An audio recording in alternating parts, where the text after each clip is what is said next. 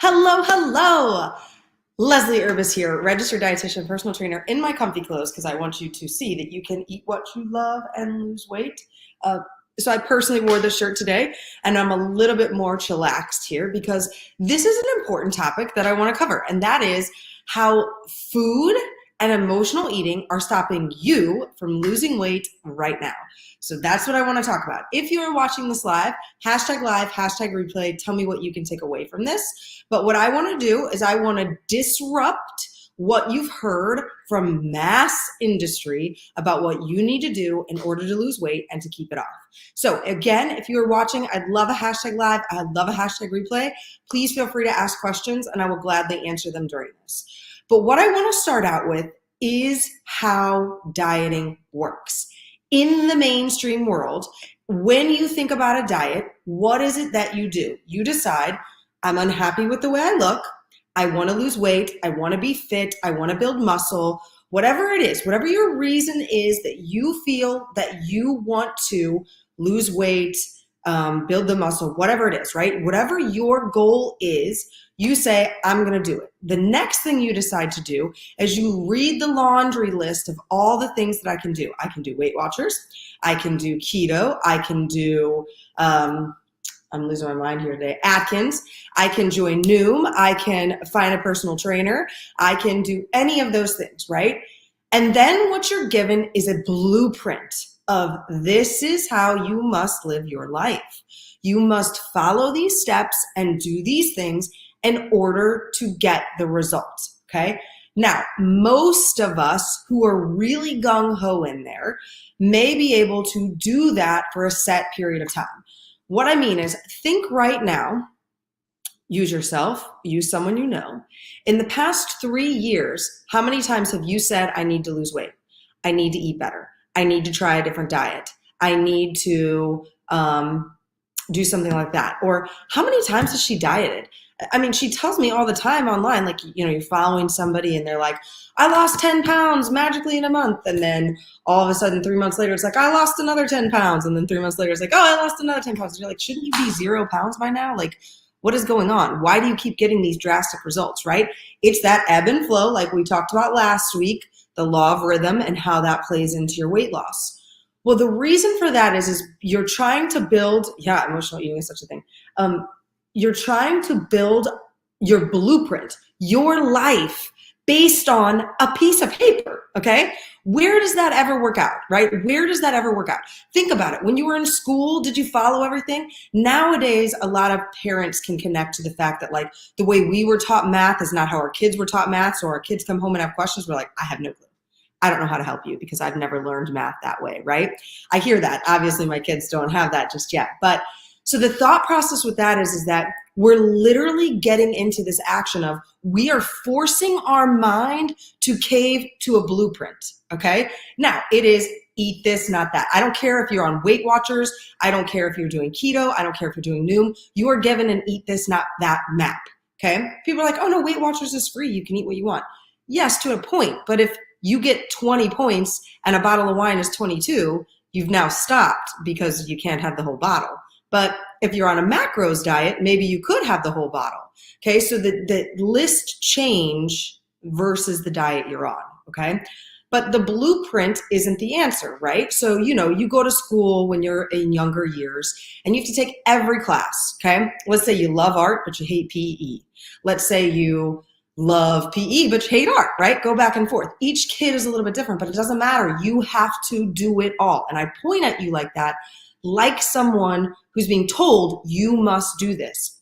That's your diet, okay? Now, take that and move it to the other side. What about the emotions? Let's think back when we were young at like how much fun a birthday party was. Like you were like, oh, I wonder if there's gonna be cake. I wonder if there's gonna be ice cream. I wonder what presents are going to be. I get a giveaway, right? You know, when you're a kid, you get like a kid's parting gift kind of thing or whatever. I can't think of what they're called right now. And you're so excited, right? You're so excited. It's like, I wonder what will be there. But then when you get to be the adult, it's like, oh, I can't eat that. I can't believe that mom has cupcakes and cookies and ice cream. How am I going to say no to all that? And in your brain, You're battling, I can't eat that, I can't eat that, I can't touch that. That'll make me gain weight. I'll have to go to the gym more. I'll destroy the progress I have, right? So you're mentally up here like this, but outside you're like, oh yeah, oh my gosh, it's so fun. Oh, they're so cute. Oh, it's so great to see you. It's so nice to be here. Or holidays, right? Because all those emotions that are in your head are not physically being taken care of. Because when we were little and we were the 3-year-old at the party, we were excited for the food. Because we would get excited when it's Thanksgiving. Because when it is Thanksgiving, it's everybody's off the diet, right? Nobody's 100% eating perfect on that day, right? Because food is emotion. So at one point, the blueprint that we're given of what we have to do can no longer fit into our food, our emotion, and things like that. So that's why everybody has a story of, if I would just go right back to keto, I know I'd lose all the weight again, but I just can't get myself to go on it. Or, oh, I lost a ton of weight. I was so healthy. I just need to go back and do that. That's what I need to do. Really? Okay, hold up a second. Do you process that you spend your entire life learning history in school so history doesn't repeat itself, yet you're going to be like, oh, I'm going to go back and pick up that diet because it worked. If it worked, why are you sitting here a month, 3 months, 3 years later without the direct results you want? See, the food emotion code breaks through that. It literally rips it apart, because if you're not taking care of the emotions behind the food and why you eat what you eat and why you want what you want and how to live fully, you're always going to have the story of, man, I did keto and I lost a ton of weight, but I can't seem to get the results back. I can't seem to get to where I want to go.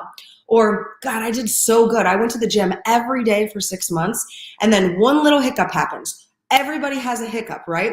The car doesn't work, or the kid gets sick. A huge issue for me, fighting emotional eating daily right now, all the stress.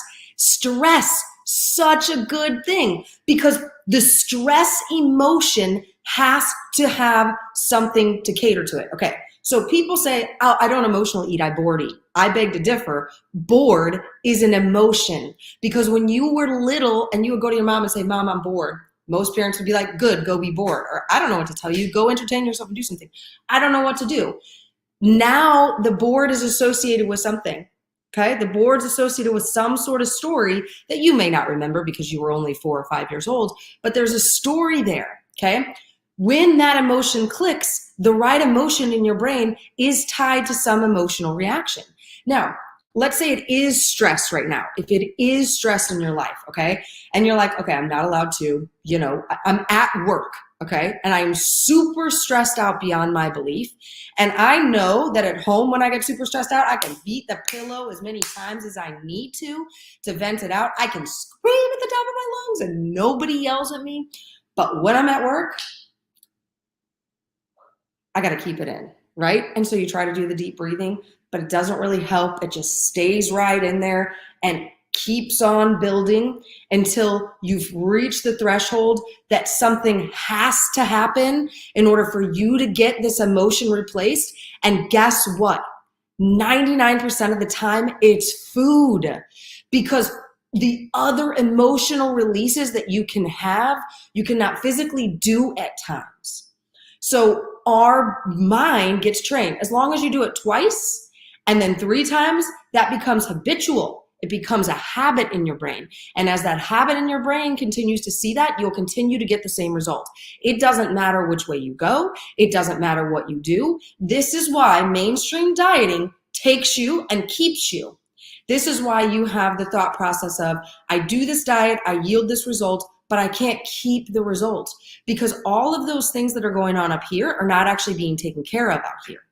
The food emotion code breaks all that. It literally tears it apart for you and gets you to understand that a hot dog is just a hot dog and a donut is just a donut and that cake is just cake.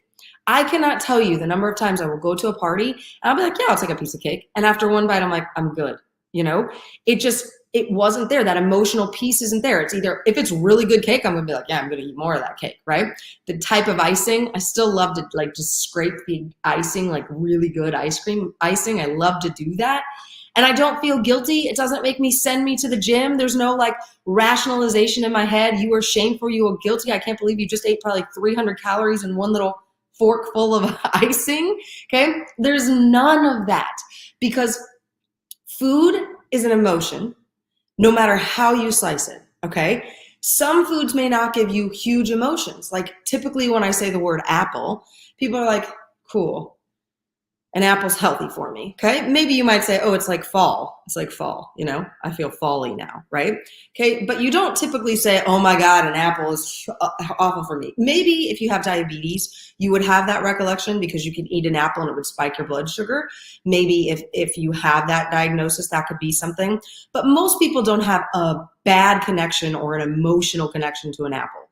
Maybe if you had an apple thrown at you, you could, but it's just like, nobody has a bad reaction to my white cabinet, except for unless they were maybe a little kid and they kept running into the white cabinet. Okay, you see the thought process there, right? But so many of the foods that we love that become forbidden foods, that give us the shame, that give us the guilt, are those pieces, and those are the reasons why you're not seeing progress. Because Weight Watchers doesn't tell you how to overcome that. Because Noom has coaches, but that coach doesn't know how to get you through that. They're just coaching you along the way to follow your little blueprint of what you need to do. Okay.